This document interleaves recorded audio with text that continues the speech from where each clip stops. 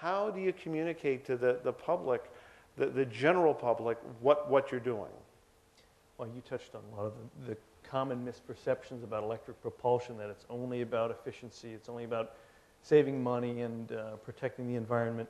And just as you mentioned, that instantaneous torque that electric propulsion provides is a very invigorating experience. And on top of that, I think anyone who's driven an electric vehicle will also tell you the sense of quality that electric propulsion provides, this sense of vibration-free, smooth propulsion, no vibration through the wheel, no vibration through the shifter, no vibration through the pedals.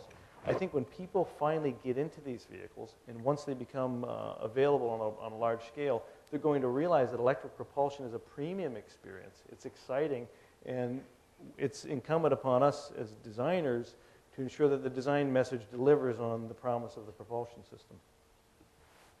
Yeah, you know, back to the earlier point about the distinction of the electric vehicle and its, you know, is it really here? I think that as soon as all the electrified vehicles have a purpose-built drivetrain that's singular in purpose for that particular form, where the form is actually taking advantage of that drivetrain, the way Henrik's car does.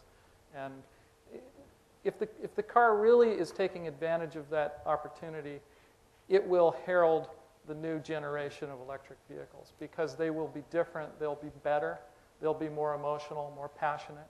And if we can get more design passion up at the top of the companies to finance and to help support the design decisions that go along with this, then it's all going to be here. Okay, now, I just want to ask him to the point about the public's perception, and you know that's one of the difficulties, because we still generally talk about electric cars the same as being extended electric vehicles or plug-in hybrids or whatever we call it. And you know it's going to take some time until people really understand the difference between these vehicles and what they actually can do. And for me at least, it's clear that sure there is some limitations on a pure electric vehicle. You might have a range of 150 miles and then you have to plug it in. But of course, the advantage with the plug-in hybrid is really the first type of environmental friendly vehicle where you don't have any compromise from a consumer perspective, because you have the power you need and you have the range as far as you want to go. And I think this is really something that once people start to understand that, you could probably see a dramatic change in the sales in terms of what happens with normal, I would even say normal mild hybrids of today. I still believe that the normal mild hybrids today, they may suddenly disappear, because suddenly you got the plug-in hybrid, which really gives you, 40 or 50 miles on pure electric, which most people actually don't drive more than 40 or 50 miles a day. So the only thing that keeps us back from getting an electric car right now is we're afraid, what if I forget to plug it in? Or what if I want to go on a long trip? Now, you're not saying hybrids will disappear, you're saying the mild hybrid? Yeah, I think the mild hybrid would disappear, because really once we get these plug-in hybrids on the road, you've kind of solved all the problems that we're looking to solve, which is let's make sure we don't burn a lot of gas in our daily commute on the way to work. And of course, the pure electric car will be ideal for anybody who lives in the city who never goes more than 100 miles. Anybody on the panel disagree with that? No, I totally agree.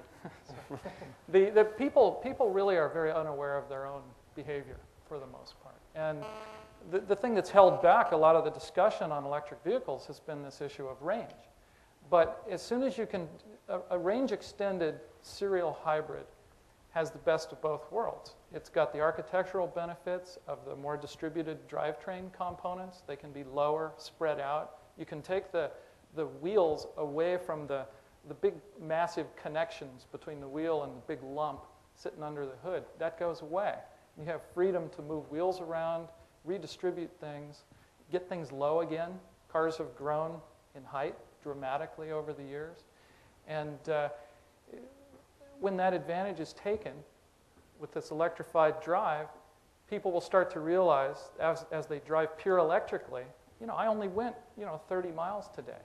I was worried that I needed to go 50, but I only go 30. Why was I ever really worried about that? That'll start to become part of their conscious driving routine, and it'll change their choices. Maybe the second car in the family will be a pure electric, and because they realize I'm going to work and it can be smaller. I'm going alone to work.